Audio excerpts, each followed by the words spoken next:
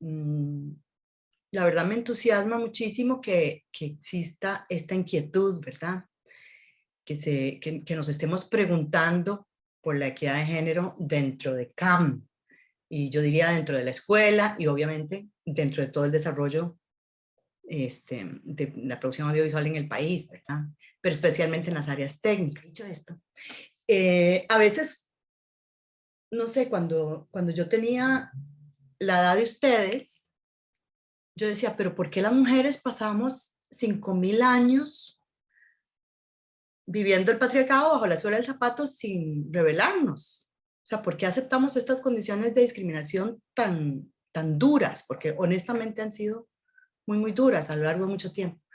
Sin embargo, esa sensación de que no se hizo nada es falso, ¿verdad? Y por eso me gusta ir para atrás, porque uno dice, bueno, estoy aquí, vamos a hacer una especie de diagnóstico de dónde estamos, pero ¿de dónde es que venimos, verdad? Y las mujeres han estado resistiendo y rebelándose a la discriminación desde siempre, pero desde siempre, o sea, desde hace 5.000 años, desde hace 4.000 años, desde hace nada, ¿verdad?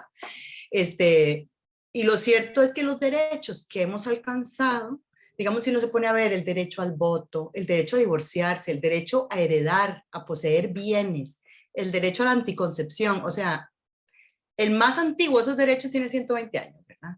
El más reciente tendrá 50. El derecho, digamos, al aborto terapéutico es del 1970 y el derecho al divorcio de 1888 en Costa Rica, digamos. Entonces, uno tiene como que ubicarse y decir, bueno, es que estamos apenas, ¿verdad? Apenas desengranando esa estructura de poder que ha sido tan nefasta, tanto para hombres como para mujeres. Y vean que en este grupo, por dicha están los colegas del ICAM, Miguel y Enrique, pero en general estas discusiones casi siempre las llevan a cabo las mujeres y deberíamos estar integrando a hombres y mujeres, pienso yo, porque el tema es grave para los dos lados, ¿verdad? Mientras las mujeres sigan siendo discriminadas, nunca va a mejorar el mundo. Es imposible que mejore el mundo si la mitad de la población no tiene acceso a los derechos. En todas las áreas del cine, la desproporción es inmensa. Y tienen razón ustedes, en las áreas, por ejemplo, de maquillaje, y eso pasa en todas partes, ¿verdad? Digamos, en Argentina, el 80% de las personas maquillistas son mujeres, pero en fotografía es solo el 20%. Y por ejemplo, composición de música, el 3%. O sea, se disminuye a casi inexistir, ¿verdad? Y eso pasa, pienso yo, en todo lado. A ver, esta unión no nació en el 21, sino en el 20, ¿verdad? A inicios del 20. Y me interesa que se sepa por qué empezó, porque creo que tiene que ver también con algo que es una conciencia que tenemos que tener, ¿verdad? La producción audiovisual en Costa Rica solo sobrevive si se integra a la región, ¿verdad? Y esta asociación se inspiró en CIMA, que es la Asociación de Mujeres Cineastas de España, que a su vez estaban ellas tratando de hacer, digamos, una integración a nivel de Iberoamérica y empezaron a contactar gente en todas partes para preguntar que por qué no estábamos organizadas, que si estamos organizadas, que si había asociación, etc. Y a partir de ahí me llaman y yo empiezo a llamar a mis colegas y terminamos haciendo esta unión de directoras. ¿Por qué solo directoras? Simplemente porque era lo que se podía con los recursos que teníamos en ese momento, ¿verdad? Que de hecho el criterio, digamos, para unirnos fue las personas que hayamos hecho un largometraje de ficción, de documental, de animación, de lo que sea. Como para empezar por algo que nos fuera manejable. Pero ya desde que empezó yo tenía como la tentación de decir, pero ¿por qué no hacer una de todas las mujeres directoras de Costa Rica independientemente de largometrajes? Y luego una de todas las mujeres que trabajan en la producción audiovisual. ¿Qué es lo que ocurre en CIMA? ¿Verdad? CIMA es una asociación donde están todas, desde las personas que son eléctricas en una filmación, a las que hacen de chofer en una filmación, a las que hacen maquillaje en una filmación, ¿verdad? Por ejemplo, las directoras de arte en Costa Rica tienen también un peso importante, las productoras ni se digan, o sea, si uno empieza como a organizar, ¿verdad? Y la única manera, o mejor dicho, por ejemplo, me voy a devolver, en 1923, o sea, hace 100 años exactamente, se fundó la Liga Feminista de Costa Rica. Que gracias a las acciones de esa Liga Feminista, que era bastante aristócrata, por cierto, pero bueno, gracias a las acciones de esa liga, se logró el voto femenino. Y les tomó muchísimos años, fue hasta 1949 que se logró el voto femenino, hasta 1950 que finalmente pudimos votar. Pero cuando uno revisa los argumentos que hay en contra del voto femenino de hace 100 años, se parecen a los de ahora. O sea, ¿verdad? A lo que quiero decir es, tenemos que tener conciencia de que estamos lejos todavía. Estamos lejos. Bueno, pero entonces hicimos la unión de directores y vean, nos propusimos, no voy a como a centrarme en tanto detalle, pero quería por lo menos que sepan que exista y que a mi entender este es el inicio de algo que tiene que ser mayor, ¿verdad? Deberíamos estar ahí, no sé si somos 3,000 personas, mujeres, o que nos identificamos como mujeres que trabajamos en producción audiovisual en Costa Rica. Esas deberíamos estar integradas en algo, porque solo unidas vamos a poder mover, ¿verdad? Mover esta barca en una dirección contra, digamos, a revolucionarla. Pero vean que nos propusimos una cosa, que es la construcción de una sociedad más igualitaria y diversa. O sea, que de una vez estamos pensando a qué queremos llegar. O sea, queremos a que el mundo sea diferente, que el mundo sea mejor y que sea mejor para todas y para todos. Y que la manera en que nosotros vamos digamos, a sembrar un granito de arena sería a través de la promoción, digamos, de promover, de exigir, de demandar una presencia equitativa de las mujeres en la producción audiovisual, en todas las áreas, ¿verdad? Entonces, ¿a qué nos referimos? Que tengamos acceso a los puestos de dirección, acceso a todos los campos técnicos, obviamente, fotografía, sonido, etcétera. Que las narrativas cambien. Yo puse feministas porque me encanta la palabra y para que nosotros podamos entender que efectivamente, si no cambiamos las narrativas, el mundo nunca va a cambiar, ¿verdad? Es una dialéctica, obviamente, entre el mundo y lo que se narra. Bueno, la paridad +1 en todas las instituciones y en todos los espacios que se pueda. ¿Qué significa paridad +1? Que si son solo 4 personas en un comité, deberían ser 3 y 1. Que si son 7, deberían ser 4 y 3. Siempre +1, no 50%. No estamos aspirando al 50%. ¿Por qué? Porque tenemos 5,000 años de ser 0, 100. Entonces, el problema de cuando son solo 50-50 es que no necesariamente los derechos de las mujeres están bien representados. Eso lo podemos estudiar un poquito más, digamos, creo que hay que estudiarlo un poco más, pero sí es cierto que hay que considerar que ni siquiera estamos aspirando al 50, sino al más, por lo menos en lo que es la representación. Bueno, financiamiento equitativo, incluir las labores de cuidado entre los presupuestos de todas las producciones audiovisuales, de los fondos, de los festivales. También abogamos por el desarrollo profesional de las socias, incidencia política, que van a ver que es uno de nuestros, de las cosas que más hemos hecho, y la presencia de la agrupación y de las socias a nivel general.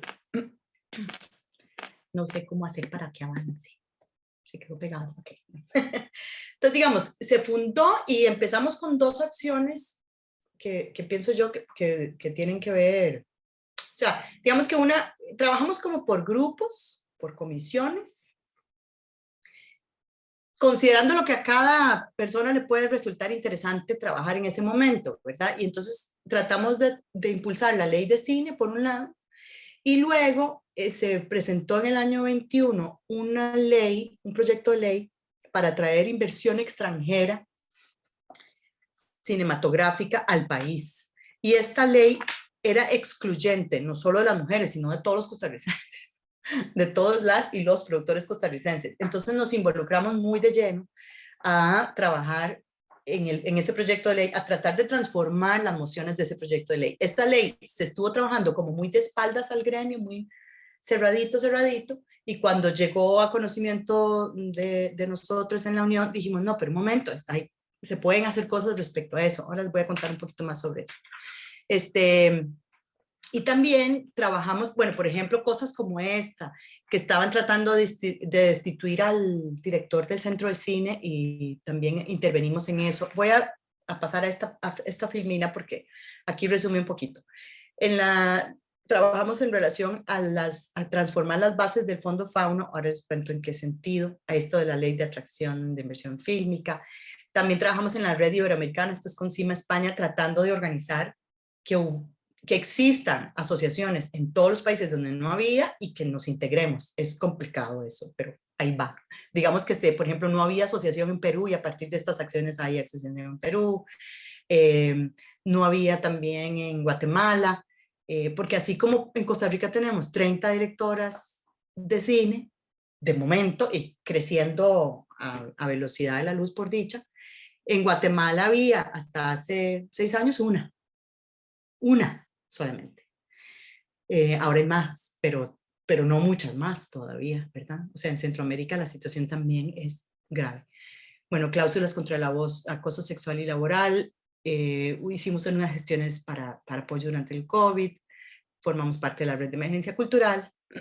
Hemos hecho gestiones ante fondos como el CRFIC, el festivales y fondos, CRFIC, Locano, SNI, Premios Platino y Fondo Ibermedio en relación a la equidad de género. Y tenemos estas dos pendientes allí, Ley de Cine y Cinemateca, que son acciones un poquito complejas de llevar a cabo.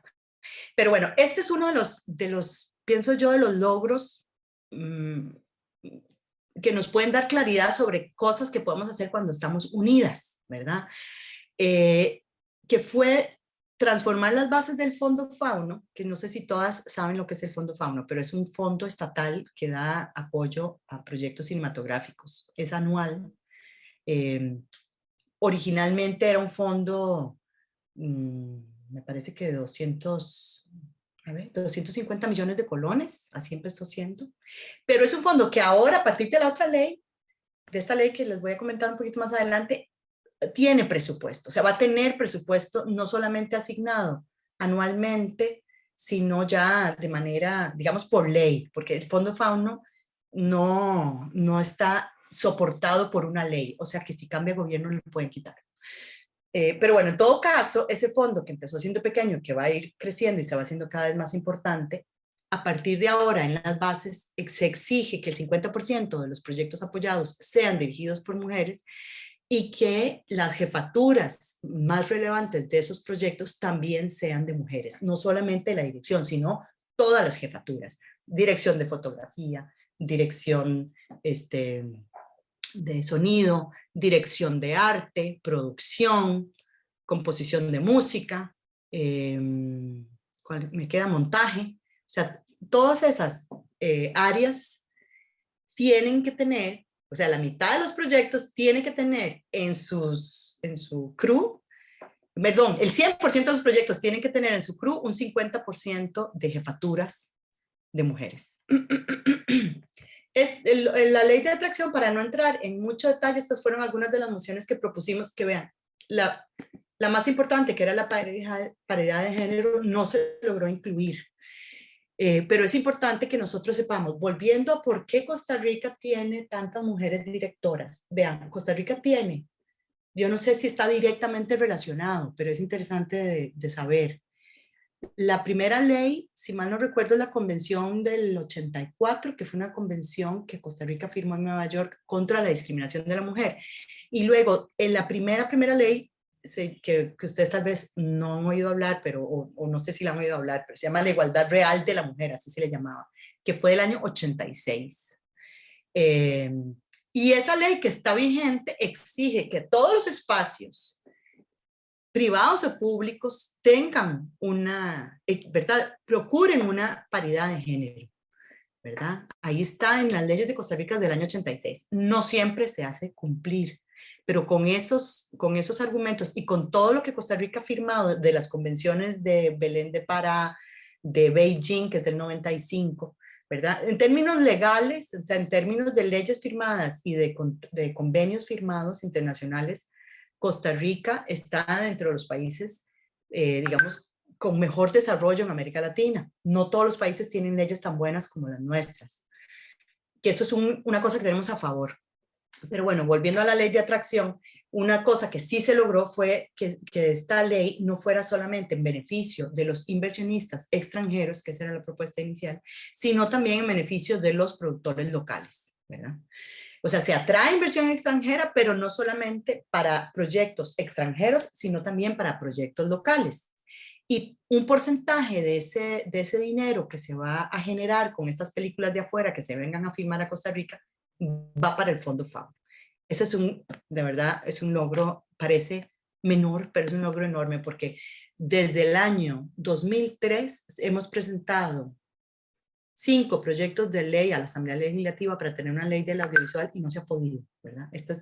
Esa especie como de cuña que le metimos a la ley de inversión extranjera es la única que hemos logrado. Y bueno, otra de las acciones que hicimos desde la Unión de Directoras fue trabajar en esta red iberoamericana, que les traje esta muestrita porque es emocionante ver, aquí no están ni siquiera todas, pero es emocionante ver cómo las mujeres nos hemos estado organizando a nivel de todo Iberoamérica. Porque imagínense que si hemos tenido fuerza como por separado cuando nos unamos, ¿verdad? A nivel de producción audiovisual regional y mundial, el cambio se va a tener que dar, ¿verdad? Vean, por ejemplo, nosotros presionamos también para que se hiciera un reglamento contra el acoso sexual y laboral en el centro de cine. Entonces, ese reglamento se aplica también a los proyectos en el Fondo Fauno. Se le está exigiendo a los proyectos que incluyan eso dentro de sus contratos, ¿verdad? Obviamente nosotras como productoras lo tenemos que incluir también en nuestras contrataciones y en nuestra forma de trabajo. Pero es poco a poco que uno logra que esto se vuelva ya una cosa, digamos, a nivel nacional. Entonces, por un lado hay como una conciencia y una fuerza que no se tenía antes, pero a la vez, y con esto ya cierro mi charla, creo que una cosa muy, digamos, como clave es el peligro de retroceso. Tenemos un peligro de retroceso que no se tenía hace 25 años, ¿verdad? Hay una corriente conservadora muy potente, que ha venido, digamos, atacando al movimiento feminista de frente, desde la izquierda y desde la derecha, o sea, que trasciende lo ideológico tradicional y que hay que defender lo ya logrado y ganar los espacios que faltan, ¿verdad? O sea, la lucha no está para nada ganada, no solo no está ganada, sino que hay que estar más alerta que nunca, esa es mi sensación. Muchas gracias. ¿Qué acotaciones quiero hacer importantes? Lo primero es que, reforzando lo que dijo mi estimada Hilda, la discriminación hacia la mujer, / acoso, / pocos puestos de mujeres en roles de jefatura y en roles técnicos, responde a un problema sistemático, social, mundial. Entonces, tomemos en cuenta que es un problema mundial y nosotros lo estamos trayendo acá.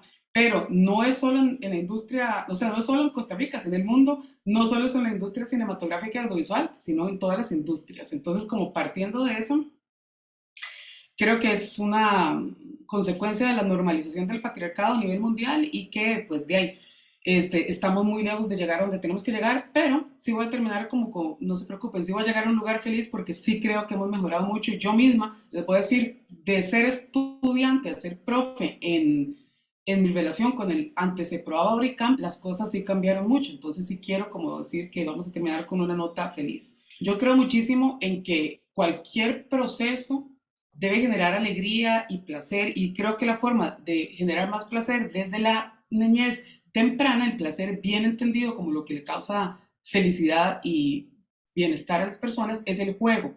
Y yo creo que todo lo que estamos hablando comienza en el juego. Ese es el punto que quiero hacer acá. O sea, yo creo que la gente aprende y cambia patrones de comportamiento equivocados jugando o entendiendo cosas desde el juego o desde cosas que le hagan reír o le hagan sentir bien. Entonces, la sociedad está todo mal desde que empezamos con la asignación de roles en el juego. O sea, que haya pasillo de juguetes para chiquita y pasillo de juguetes para chiquitos, ahí está todo mal. Porque cuando empezamos de que de este lado hay juguetes, let's say, muñecas, y de este lado hay herramientas, ahí es donde empezamos a que chiquito hombre puede agarrar herramienta y es exitoso en roles técnicos, y chiquita cuida muñecas porque va a ser mamá. Y desde ese momento, eso para mí es una bola de nieve gigante que desemboca en la situación que estamos actualmente. ¿Por qué?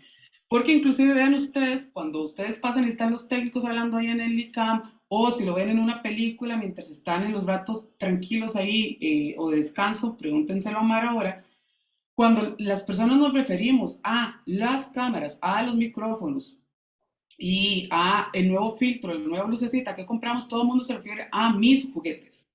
Y eso no es gratuito. Yo creo que a las personas que nos gusta la parte técnica, entre más instrumentos, más cablecitos y más chunchitos consigamos, nos genera más, digamos, como, uy, madre, qué chido lo que conseguí. Entonces, eso está muy relacionado con en socialización primaria, cómo nosotros jugamos. Y yo creo que entonces el asunto es que el tema de usted sí puede jugar con herramientas o con aparatos, dispositivos tecnológicos, empieza en una niñez muy temprana. Así que creo que ahí es donde habría que hacer un primer cambio y entender también de dónde se origina el problema. Entonces esto que se llama Gender Assignment Stereotype Roles, ¿verdad? Como los roles asignados, el problema es que cuando una está del lado que recibe eso, le cuesta mucho cuestionarlo porque lo normaliza igual que lo normalizan los hombres. O sea, piensen que en una sociedad que se mantenga el patriarcado o el estereotipo en general depende de que las personas, tanto hombres como mujeres o queer, en cualquier denominación de género, mantengan una cosa que heredan. Yo debo decir que yo no desistí de ser técnica porque un mae como Armando me validó. Nunca me cuestionó por ser mujer ni mis capacidades. Lo que me dijo es, muérdase porque este campo está lleno. Pero no me dijo lleno de varones, no, nada más me dijo, está lleno, póngale. Entonces, creo que es muy importante esa fraternidad, es necesaria, y lo digo acá, ya que tengo compañeros como Kike y Manuel, que estoy feliz de que estén, porque son dos de los técnicos que yo más quiero y con los que mejor me llevo, y yo nunca trabajando en el canal con Kike, ni nunca trabajando con el palmareño, con Manuel, me he sentido discriminada, siempre me he sentido protegida y acompañada. Armando ya es que es como mi papá, ¿verdad? Ya es otro nivel. Yo igual con los técnicos en general, ya voy a aterrizar en lo del ICAM, nunca he tenido problema. Pero una cosa es no tener problemas y otra cosa es sentirse acompañado o que te traten de igual. Y yo creo que en eso las mujeres tenemos que llevar la batuta en luchar por esos espacios porque no nos van a ser dados. No es justo, no es justo, pero de ahí nos tocó. Pero también que los hombres nos apoyen y acompañen en ese espacio y que en esas contiendas como las que dice Hilda de lograr espacios, por ejemplo, 50+1, que los hombres faciliten eso por como esa justicia histórica que nos hace falta. Creo que también es muy importante como la sororidad que tenemos que tener entre mujeres, las que tenemos puestos de jefaturas, de coordinaciones o de espacios de tecnología, como es el Beta Lab, de estar conscientemente trayendo más mujeres, llamando más mujeres. Tal vez por tener nosotros el privilegio de crecer y aprender en un espacio protegido, sororario y demás, tenemos que entender que, nos guste o no, tenemos la misión de llevar eso al país para que cambie la industria audiovisual costarricense y después la regional y así sucesivamente. Muchas gracias. Yo creo que las nuevas generaciones tienen que buscar asociarse. Vean que las mujeres, incluso a nivel fuera de la producción audiovisual, ¿cuándo nos manifestamos? Cuando es el 8 de marzo, cuando es el 25 de noviembre, cuando es el... O sea, nos estamos manifestando en la calle con mucha fuerza, estamos logrando cosas, pero no estamos asociadas. La inmensa mayoría de nosotros no pertenece a una asociación feminista y deberíamos tener no una, sino 20 asociaciones. O sea, deberíamos estar más agrupadas, más para defender nuestros derechos. Entonces, cuando yo decía, yo, si yo me pongo a contar la cantidad de mujeres directoras que no han hecho largometraje que yo conozco, mínimo 80 de mis estudiantes de la Veritas, de mis estudiantes de aquí, de mis chicas que conozco. O sea, estamos hablando de 70, 80 mujeres solo en dirección. Y sumemos todas las otras áreas. O sea, estamos hablando de que fácil podemos hacer una agrupación de 400 mujeres, de 500 mujeres, no sé. Y eso tendría una fuerza enorme. Lo que pasa es que, por ejemplo, existió una asociación de personas técnicas, hombres y mujeres, durante un tiempo y luego plum, se diluyó, que también hay muchas luchas que dar, vea, la lucha es a todo nivel son todos los derechos para todas las personas. ¿Por qué digo esto? Porque aquí estamos, el menos del 1% de la población del mundo tiene acceso a la universidad. El menos del 1%. Entonces, cuando decimos, bueno, ¿quiénes son los que producen audiovisual en Costa Rica? No ni siquiera los hombres, son los de clase media alta, hombres o mujeres. El resto no tienen, ¿verdad? ¿Cuándo van a tener acceso a hacer un largometraje o a tener los fondos Fauno? Entonces el fondo Fauno también hay que democratizarlo en otras direcciones, ¿verdad? ¿O qué pasa con el feminismo afrodescendiente? Entonces ahí es donde uno empieza a decir, bueno, un momentico, esto no está pero ni remotamente cerca. Nos falta mucho. Quisiera decir, bueno, me parece, a mí esto me toca transversalmente porque toca mi historia personal y mi historia personal profesional y también vital y más, sí, más personal, que es la participación de las mujeres en el ámbito técnico de la producción audiovisual. Es algo que me ha acompañado pues básicamente a lo largo de toda mi vida profesional, desde que en el año 1987 entré a trabajar al Canal 13, al CINART, donde, digamos, habíamos muy pocas mujeres y las pocas mujeres que habíamos estábamos obviamente, digamos, relegadas en el campo, digamos, de la producción audiovisual y más en la parte, digamos, artístico-administrativo, ¿verdad? Y de gestión que en la parte técnica. Yo creo que hay que poner especial atención a que el tema, digamos, de la desigualdad de género en la cinematografía en general y mundial, digamos, se remonta a los orígenes del cine, donde la primera directora cinematográfica que registra la historia y que ha sido invisible durante toda el desarrollo de la historia oficial de la cinematografía mundial es Alice Guy Blaché, que fue la primera directora que realizó una serie de experiencias y experimentos de tipo ficcional, y lo que a mí me produce, digamos, un poco más de tristeza es que en la historia oficial del cine no reconoce que el aporte de Alice Guy Blaché, o sea, es tan trascendental como que el lenguaje audiovisual, lo que hoy conocemos como el lenguaje audiovisual, que es el resultado de fragmentar la acción en diferentes tipos de planos y tiros de cámara, ella fue quien lo desarrolló desde los orígenes, desde que ella desarrolló más de 1000 filmes y murió en Estados Unidos, en Nueva York, intentando buscar en las filmotecas del mundo sus obras, sin lograrlo, porque la invisibilidad es algo que ha sido transversal en la historia de la cinematografía mundial y sobre todo del audiovisual. La invisibilidad de qué? Del aporte creativo, del aporte técnico y del aporte en general de las mujeres. Entonces, esa invisibilidad que yo pienso que es, y me consta que ha sido, digamos, histórica y transversal en la historia y en el desarrollo incluso de la tecnología, hace o también contribuye a que haya, digamos, la otra parte que Hilda lo señala muy interesante, las narrativas feministas, un poco en contraste con otras narrativas, pero yo me voy a centrar en el tema de cómo la cinematografía y el audiovisual ha tenido una muy cruel representación de las mujeres. Entonces, y esto lo vemos hoy en día, es decir, cómo nos representa la cinematografía, cómo nos representa el audiovisual, justamente en forma estereotipada y contribuyendo a profundizar la forma estereotipada de entender a las mujeres. Basta recordar con cualquier película que hayamos visto recientemente, ¿qué somos las mujeres? O sea, ¿qué papel tenemos? Aunque seamos protagónicas, ¿qué tipo de estereotipos reproducimos? Y, por ejemplo, yo participo desde el año 90, desde el año 2010 en el Monitoreo Mundial de Medios, que es una iniciativa global que lo que hace es revisar un día cualquiera de noticias cómo es la representación de las mujeres en las noticias radiofónicas, periodismo escrito y televisivo. Y ahora, más recientemente, en Internet. La representación de las mujeres es terrible.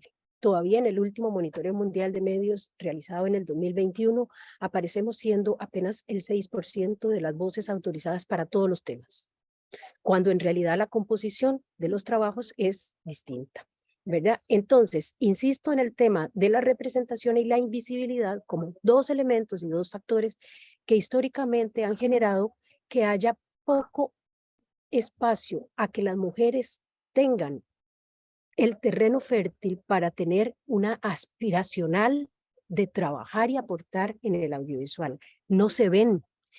Y a mí me tocó muy personalmente cuando en 1995, bueno, desde 1993 que coordiné el que se llamaba CEPROAP y ahora se llama ICAM, cómo, digamos, había una resistencia a que las mujeres participaran en los ámbitos técnicos. En 1995 me tocó fundar el Centro de Imagen de Lina y yo creo que es el centro, digamos, que fue el origen, digamos, de la acceso a la capacitación formal en producción audiovisual, porque antes de eso la gente solamente podía aspirar a salir del país para formarse en los campos técnico-creativos. Y a partir de la capacitación ofrecida por el Centro de Imagen, comenzamos a incidir poco a poco, de manera al principio un poco más tímida, luego ya un poco más decidida desde políticas de cuotas, ¿verdad? Para, digamos, abrir las puertas para que las mujeres participaran del ámbito técnico.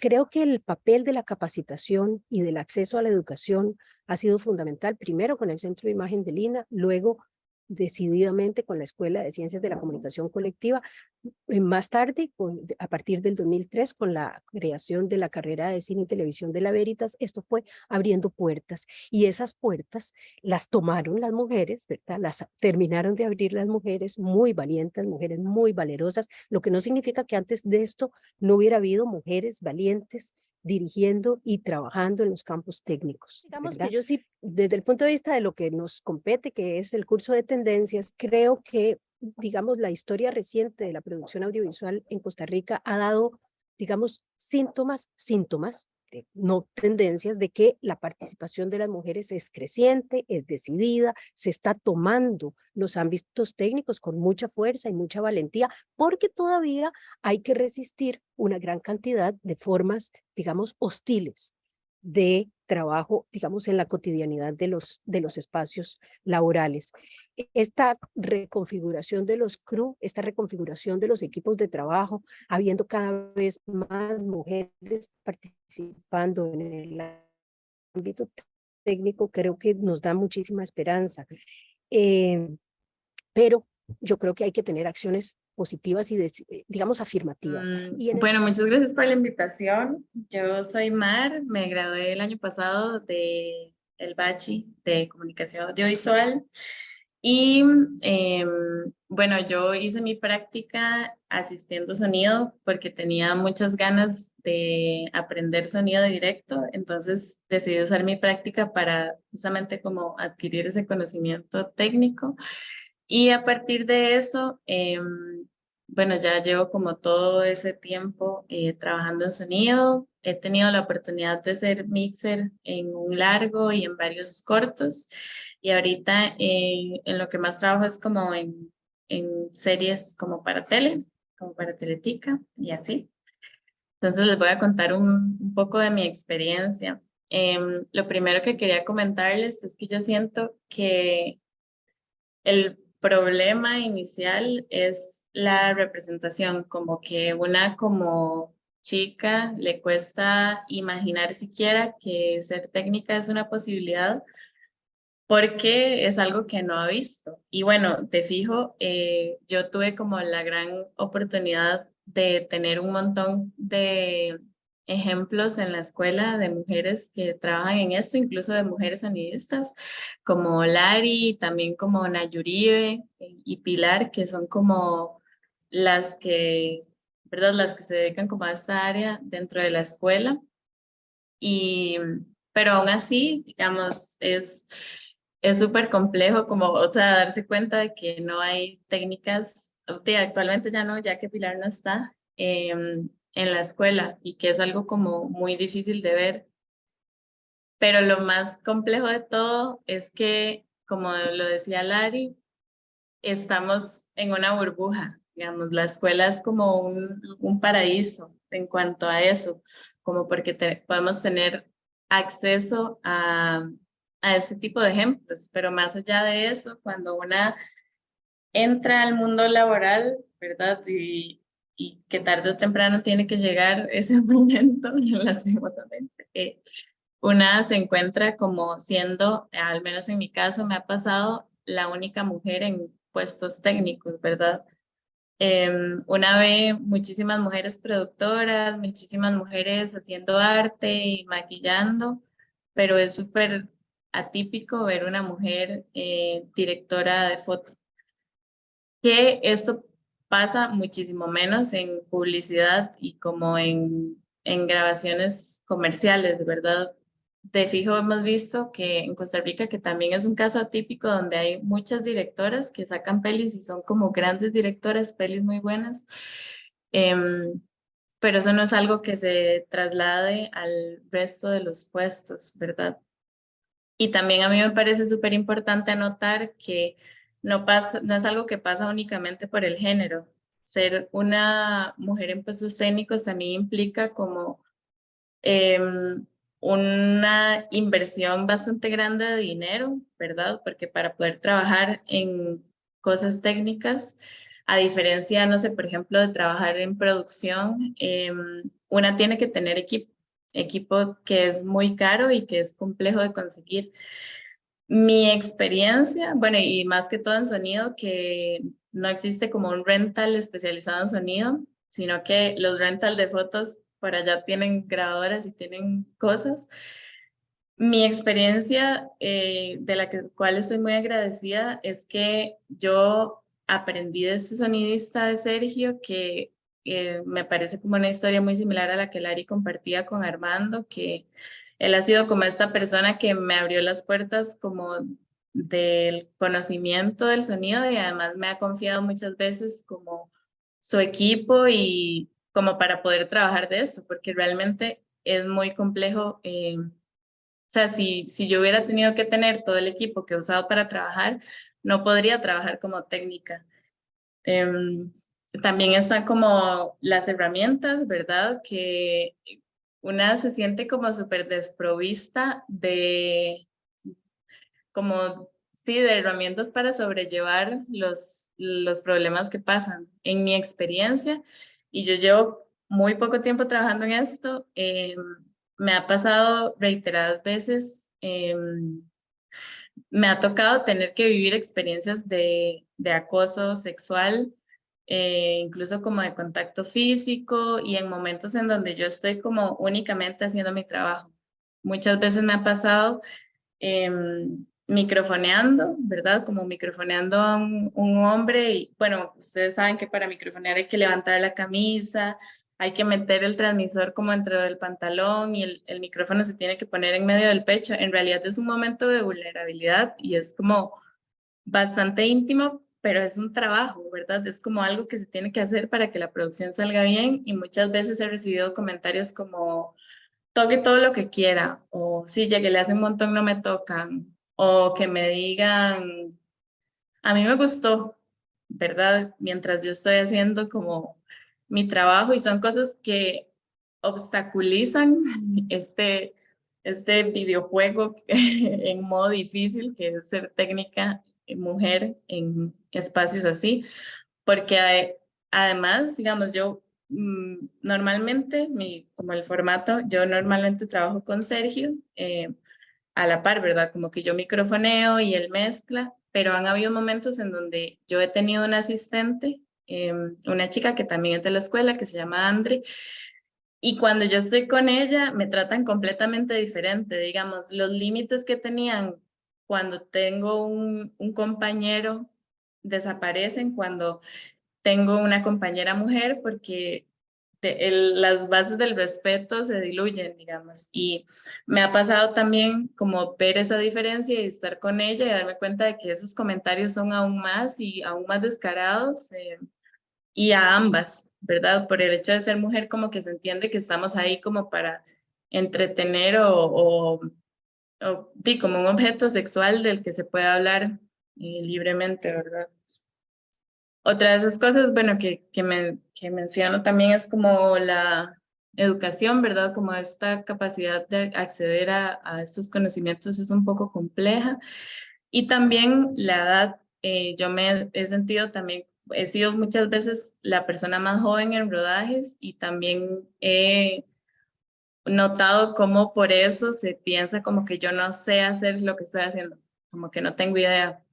Y también he tenido la experiencia de tener un asistente hombre que me ha pasado por encima, digamos, a mi puesto como en dirección de sonido, ¿verdad? Que ha tomado como, o ha comentado o tomado decisiones sin consultarme y que se le valida como por ser él el hombre en sonido. Entonces, por ende, se lee como el director de sonido, pues, por ser un chico nada más.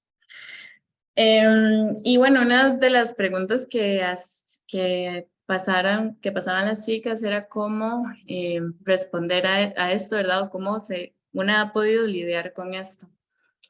De fijo, también reitero lo que dijeron las otras mujeres que están acá, como de la importancia de aprender en las oportunidades que uno tenga, ¿verdad? De adquirir como esos conocimientos y también como de enseñar apenas una pueda, pasarles los tips a las compas de lo que aprende para que cada vez seamos más las que tengamos esos conocimientos y podamos estar en rodajes. También puse como aliarse, ¿verdad? Es muy importante en situaciones así que hayan personas conscientes de que a una le está pasando eso. Yo sé que muchas veces suena muy fácil decir como hay que buscar ayuda porque no es tan simple como eso, pero sí es muy importante saber que una no está sola y que no tiene que pasar estas cosas sola. Con mucho cuidado. Y ahí puse como esa calavera porque a mí me parece muy irónico que sea una quien tenga que tener la cautela, ¿verdad? Como una persona a la que le están violentando en su lugar de trabajo es la persona que tiene que tener cautela. Pero es que así es, en realidad hay que tener como mucho cuidado para cuidar como cuidarse y cuidar la propia dignidad y también como las oportunidades laborales, ¿verdad? Sí, como, pero de fijo, ojalá poder contarlo. Y también algo que a mí me parece muy importante, que es como una actitud que he tratado como de incluir en mi vida en muchos aspectos, es buscar activamente aliarse con otras chicas.